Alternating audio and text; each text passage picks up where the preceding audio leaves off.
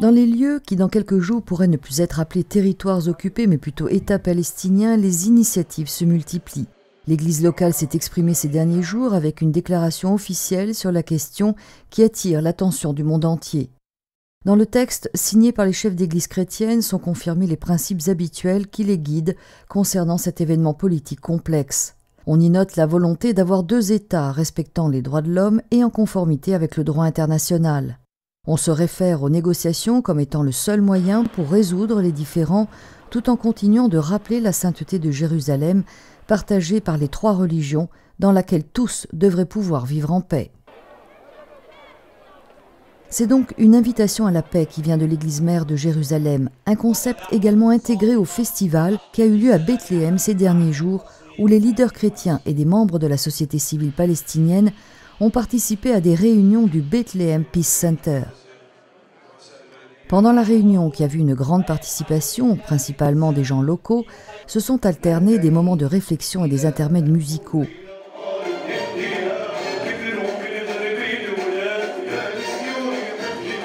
Parmi les orateurs de la réunion, il y avait aussi un membre de la société juive, accompagné de quelques jeunes. Une scène qui a impressionné et surpris de manière positive toute l'assemblée, écoutant attentivement ce représentant d'un monde complètement différent leur parler de paix et de buts communs. Et cela non pour donner un signe à une faction, mais pour réaffirmer que la paix est un objectif à atteindre par un chemin commun. Parmi les prélats présents à la réunion, Monseigneur Chomali, qui est du même avis, il nous confie ses espérances en vue du 20 septembre.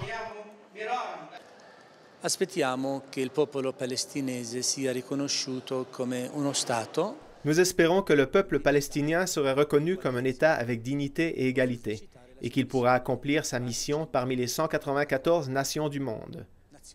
Nous vivons à Jérusalem, la ville des surprises. La plus grande surprise fut la résurrection du Christ. Personne ne l'attendait, mais cela fut l'événement le plus important de l'histoire. Ce fut le Seigneur qui ressuscita Jésus. Il est capable de faire ce que nous espérons, ce que nous ne pouvons pas réaliser par nos propres forces. È capace di fare quello che noi sogniamo e che non possiamo realizzare con le nostre forze. Personne ne s'y attendait et même maintenant, à quelques jours de la date fatidique, personne ne sait à quoi s'attendre de la discussion de l'ONU.